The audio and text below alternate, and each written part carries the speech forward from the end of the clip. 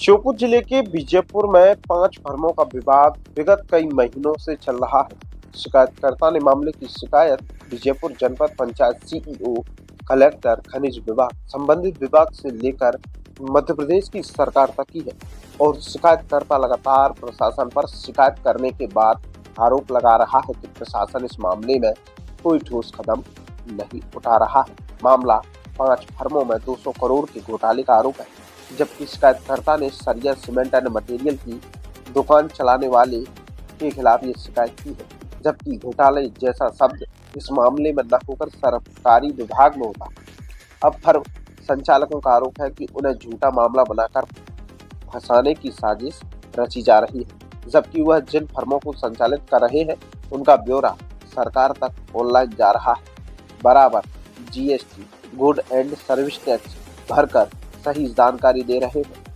Firm संचालकों का कहना है कि उनके द्वारा किसी भी प्रकार की टैक्स चोरी नहीं की गई। शिकायतकर्ता ने 200 करोड़ के घोटाले की शिकायत दर्ज कराई है, जबकि उनका टर्नओवर 8-10 साल में 40 करोड़ का भी पूरा नहीं हुआ है, तो 200 करोड़ का घोटाला कैसे हो सकता है।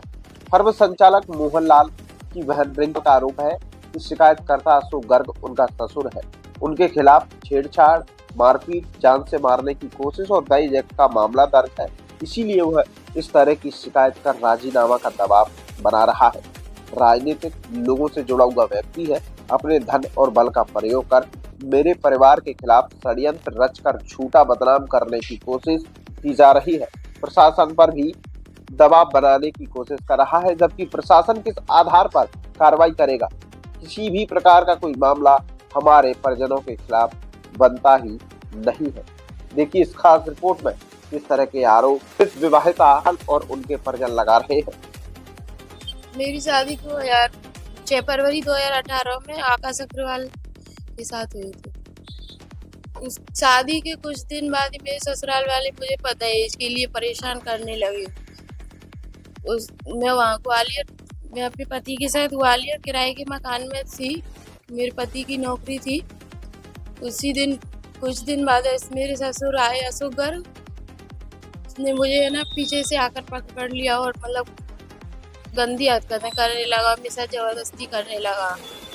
तो उस दिन तो मेरे पति ने मुझे अपनी नौकरी का वो दे दिया, समाज के हिसाब से मुझे चुप करा दिया। फिर उसके बाद कुछ दिन बाद उन लोगों ने फिर मेरी मारपीट हो गई चालू कर दी। तो परेशान कर रहा है मेरे पे केस वापस ले लो। नहीं दुकानदारी, मेरे भाई सीमेंट सरिया की दुकान करते हैं, उसने 2 करोड़ का घोटाला बता दिया है, जबकि ऐसा कोई 200 करोड़ का घोटाला बता दिया है, जबकि 50 करोड़ का भी नहीं। वो तो दुकानदारी करते हैं, सरकारी तो कुछ है नहीं। सरकारी लोगों को होता है घोटाला वोटाला, वो तो दुकान करते हैं, अपना खर्चा चला रहे हैं। तो ये कह रहा है कि आप राजीनामा कर लो, नहीं तो मैं ऐसे ही तुम्हारे परिवार वालों को पूरों को परेशान करता रहूंगा, तुम्हारे बेटे को जान से मार दूंगा। मेरा ससुर और अशोक गर्ग, आकाश और कुलदीप अग्रवाल पर है मेरा। यानी आपको परेशान केस वापस ले लो, नहीं तो मैं ऐसे ही परेशान करते रहेंगे हम लोग, आपके परिवार वालों को, आपको। मोहनलाल गुप्ता कुछ नहीं है, षड्यंत्र है।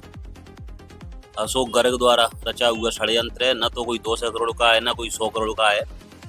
ये तो सब साँठ-गाँठ से सब फर्जीवाड़ा है, कुछ नहीं है। और उसने हमको फंसाया है। शिकायत तो यही है कि उसने जीएसटी में भी की है, ईडी में भी की है, ईडब्ल्यू में सब जगह की है और माइनिंग में भी की है। माइनिंग में साँठ-गाँठ से उसने हम पे एफआईआर करा दी और जेल भी करवा दी, जबकि ऐसा कुछ प्रकरण बनता नहीं है, पर उसने साँठ-गाँठ से हमको जेल भिजवा दिया।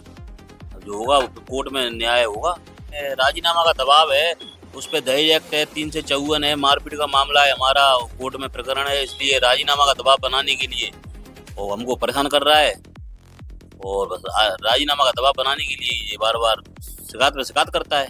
गर्ग के लड़के के लिए हमारी सिस्टर, क्या नाम था लड़के का आकाश अग्रवाल, आपकी सिस्टर का मामला कह तो रहा हूँ, उसने छेड़छाड़ करने की कोशिश की थी सिस्टर के साथ, वहाँ से विवाद चालू हो गर्ग के द्वारा। उस पर 3 से 54 का प्रकरण भी दर्ज है अपना ग्वालियर कोर्ट में। दबाव बनाने के लिए, अपने अपराध को छुपाने के लिए आए दिन हमारी झूठी शिकायत करता है और हमें मास पिटाड़ करता रहता है। और मतलब 200 करोड़ का घोटाले के चक्कर में हमको उसने इतना वो कर दिया है मानसिक, के हमारे लिए बहुत ऊपर से दिक्कत आ रही है और मतलब सब लूट रहे हैं और ये कि 10 लाख हमको दो, 20 लाख हमको दो, 200 करोड़ रुपए का घोटाला है, ये है वो है, जबकि ऐसा कोई बनता ही नहीं है, ना कोई टर्नओवर हमारा इतना है।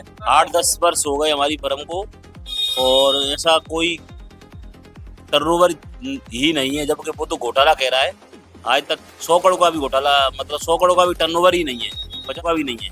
वो 200 करोड़ का घोटाला कह रहा है, जबकि 200 करोड़ का घोटाला तो 1000 के टर्नओवर पे होगा।